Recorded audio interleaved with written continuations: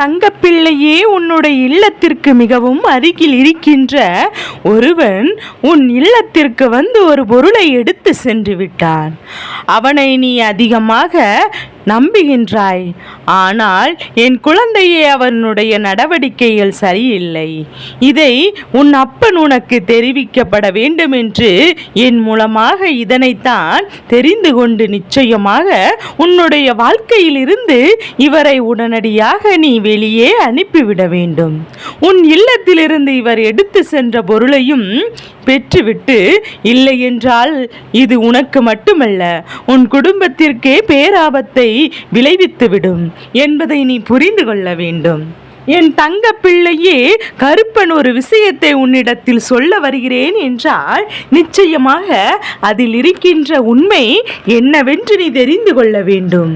எதுவும் காரணமில்லாமல் உனக்கு இல்லத்தில் மிகவும் அருகில் இருக்கின்ற ஒருவர் என்றவுடன் உன் மனதில் யார் என்று தோன்றுகிறார் என்று ஒரு நொடி சிந்தித்து பார்த்தாயா? அடுத்தவர் வாழ்க்கையில் கெடுதலை நினைத்து கொண்டிருந்தவர்கள், உன்னுடைய வாழ்க்கையில் தேவையற்ற சோதனைகளை ஏற்படுத்தி கொண்டிருந்தவர்கள், இதுவெல்லாம் இத்தனை நாளும் உனக்கு மட்டும் புரியவில்லை. ஏனென்றால் நீ மற்றவர்களை அதிகமாக நம்புகின்றாய். அடுத்தவர்கள் சொல்கின்ற வார்த்தைகளை பெரிதாக நினைக்கின்றாய். உன் வாழ்க்கையில் இவர்கள்தான் என்னவோ ஆபத்து காலத்தில் உனக்கு உதவி செய்பவராக நம்புகின்றாய். ஏனென்றால் அக்கம் பக்கத்தில் இருப்பவர் தானே கஷ்டம் என்றால் ஓடோடி வருவார்கள் என்று நீ நினைக்கின்றாய். ஆனால் எல்லோரையும் அப்பன் குறை சொல்லவில்லை. இந்த ஒருவரை தான் உனக்கு எதிராக இருக்கிறது. உன்னுடைய வாழ்க்கையில் ஏதேனும் கஷ்டத்தை உனக்கு உருவாக்கி கொடுக்க வேண்டும் என்று இவர்களின் எண்ணம் எப்போதும் இருந்து கொண்டிருக்கிறது. இந்த நொடியிலாவது இவரிடத்திலிருந்து உன்னுடைய வாழ்க்கையை காப்பாற்ற வேண்டும் என்று இந்த கருப்பன் நான் ஓடோடி வந்திருக்கிறேன். அப்பனின் வார்த்தைகள் ஒவ்வொன்றையும் என் குழந்தை நீ சரியாக புரிந்து கொள்ள வேண்டும். உன்னை சுற்றி நடப்பது என்னமாக இருக்கும் என்று கட்டாயம் தெரிந்திருக்க வேண்டும். இந்த வாழ்க்கை முழுவதையும் நீ நடந்து கொண்டிருக்கிறது என்று தெரியாமல் நீ சென்று விடக்கூடாது. உன்னை சுற்றி வருவது எதுவாக இருந்தாலும், உன்னை சுற்றி வருகிறவர்கள் யாராக இருந்தாலும் இதனை நிச்சயமாக புரிந்து கொண்டு இவர்கள் எதற்காக வருகிறார்கள் என்பதையும் நீ தெரிந்து கொள்ள வேண்டும். இல்லை என்றால் நாளை உனக்கு வருகின்ற மிகப்பெரிய ஆபத்திலிருந்து இவர்கள் தான் காரணமாக இருப்பார்கள். நீயோ உன்னை உழைத்து எத்தனையோ முயற்சிகளை செய்து கடைசியில் வாழ்க்கை எத்தனையோ வேதனைகளை கொண்டிருப்பாய். நீ எதிர்பார்த்த இதை எண்ணி எண்ணி என் பிள்ளை காலம் முழுவதும் வருத்தப்பட்டு கொண்டிருப்பாய். காரணம் எதுவும் தெரியாமல் நீ நின்று கொண்டிருப்பாய். ஆனால் உன் அப்பன் கருப்பண்ண சாமிக்கு எனக்கு தெரியும் அல்லவா, யார் வாழ்க்கை என்ன செய்கிறார்கள், யார் வாழ்க்கையில் என்ன நடக்கிறது என்று உன் அப்பன் எனக்கு தெரியும் அல்லவா. அதைதான் உன்னிடம் சொல்லும் போது நீ சரியாக புரிந்து கொள். சரியான வாழ்க்கையை நீ ஏற்றுக்கொள். காரணம் இல்லாமல் கருப்பன் இதையெல்லாம் உன்னிடம் சொல்ல வேண்டிய அவசியம் இருக்கிறது என்று இதிலிருந்து மிகப்பெரிய பிரச்சனை தீரப்போகின்றது. இந்த விஷயத்தை என்னவென்று தெரிந்து கொண்டு நீ அதை சரியாக செய்து கொண்டாயானால் இந்த வாழ்க்கையில் உனக்கான நன்மை ஒன்று நிச்சயமாக உன் கண் முன்னால் நடக்கப் போகின்றது என்பதை நீ புரிந்து கொள்ளப் போகின்றாய். எந்த நேரத்திலுமே இந்த வாழ்க்கை உனக்கு என்ன கொடுக்கிறது என்றும் என்ன நடக்கிறது என்றும் நினைத்து நீ மிக பெரிய அளவில் யோசிக்காமல் உன்னை சுற்றி வருகின்ற விஷயங்கள் இருக்கின்ற உண்மைகளை மட்டும் தெரிந்து கொண்டிருந்தாலே போதும். எதை பெற முடியும் என்பதை உணர்ந்து கொண்டாலே போதும். அடுத்தவர்களுக்கு கெடுதல் நினைப்பதும் அடுத்தவர்களுக்கு துரோகத்தை நினைப்பதும் ஒன்றை எடுத்து சென்று இப்போது இருக்கின்ற மனிதர்களுக்கு ஒரு சாதாரண விஷயமாக மாறிவிட்டதல்லவா. நமக்கெல்லாம் ஒருவர் இல்லத்திற்கு சென்றால் அங்கு உட்காரவே யோசிப்போம். அதிலும் ஒரு சொட்டு தண்ணீரை வாங்கி கொடுக்க வேண்டும் என்றால் ஒரு முறைக்கு பல முறை யோசிப்போம். ஆனால் இவர்கள் இல்லத்திலிருந்து ஒரு பொருளையே எடுப்பதற்குரிய தைரியத்தையே பெற்றிருக்கார்கள். ஏனென்றால் நிச்சயமாக அதை என்னவென்று நீ புரிந்து கொள்ள வேண்டும். நிச்சயமாக இந்த விஷயத்தை என்னவென்று புரிந்து கொண்டு உன்னுடைய வாழ்க்கையில் நடந்து கொண்டிருக்கின்ற ஒவ்வொரு விஷயங்களுக்கு பின்னாலுமே என்ன நடக்கிறது, எது நடக்கிறது என்பதை உணர்ந்து கொண்டு இவர்களின் உண்மையான நோக்கம் என்ன, இவர்கள் உன்னுடைய இல்லத்திற்கு வருவதற்கான காரணம் என்ன என்பதையும் நீ தெரிந்து கொள்ள வேண்டும். என் பிள்ளையே, நான் சொல்கின்ற அடையாளத்தை முதலில் வைத்து இவர்கள் யார் என்று தெரிந்து கொள். அதன் பிறகு இவர்கள் என்ன செய்கிறார்கள் என்று உன் அப்பன் சொல்கின்றேன். என் குழந்தையே, இவர்களின் வார்த்தைகள் எப்போதும் எப்படி இருக்கும் தெரியுமா? நீ ஒரு கஷ்டத்தில் இருக்கின்றாய், அப்போது அந்த கஷ்டத்தை கடந்து வந்து விட்ட பிறகு அதிலிருந்து காப்பாற்ற இருக்கிறாய் என்று தெரிந்தும் ஓடி ஒளிந்து விடுவார்கள்.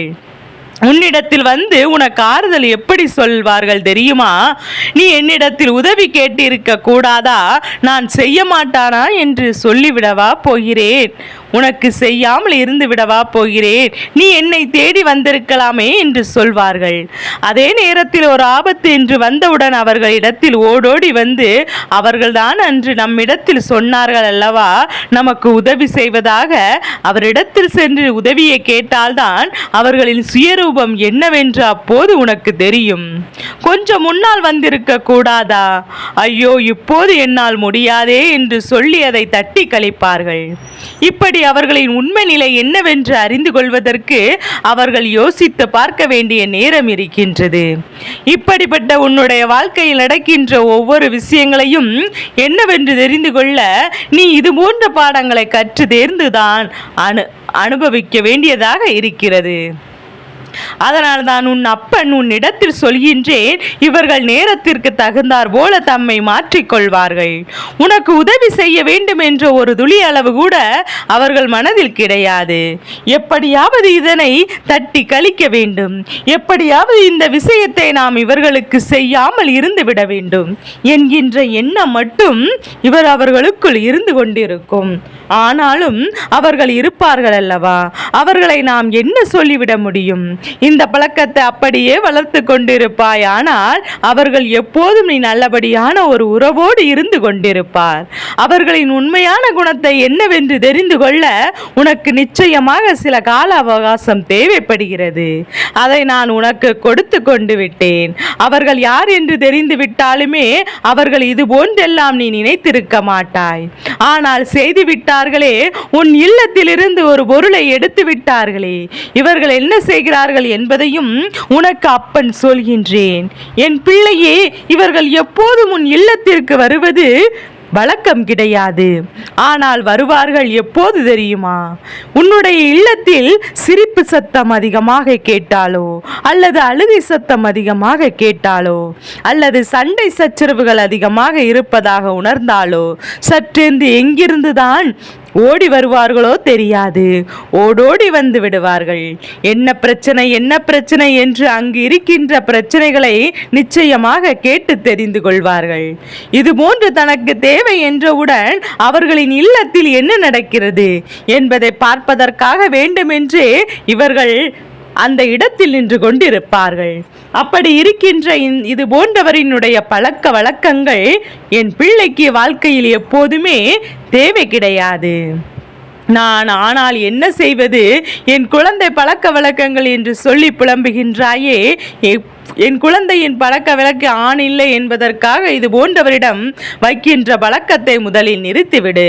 இது போன்றவர்கள் உன் முன்னால் இருந்து செய்கின்ற விஷயங்களை தவிர்த்து விடு.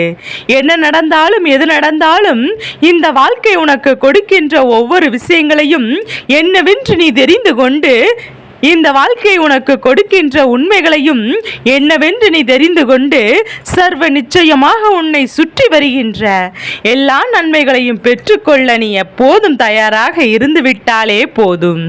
எது நல்லது எது கெட்டது என்று என் பிள்ளைக்கு இந்த கருப்பன் சொல்லிக் கொடுக்க வேண்டும் என்ற அவசியம் கிடையாது.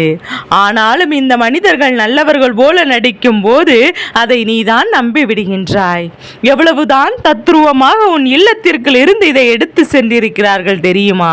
கருப்பன் நான் கண்டுவிட்டேன் அல்லவா? என் கண்களால் கண்டுவிட்டேன். எதற்கும் அப்பன் தடுத்து நிறுத்தவில்லை தெரியுமா? உனக்கு நான் தெரிந்தபட வேண்டுமென்று இவர்களின் உண்மையான முகத்தை என்னவென்று உனக்கு தெரிய வரும். இல்லை என்றால் காலம் முழுவதும் நீ நம்பிக்கொண்டுதான் இருப்பாய் என்பதற்காக உன் அப்பன் இந்த நேரத்தில் உனக்கு சொல்லவில்லை.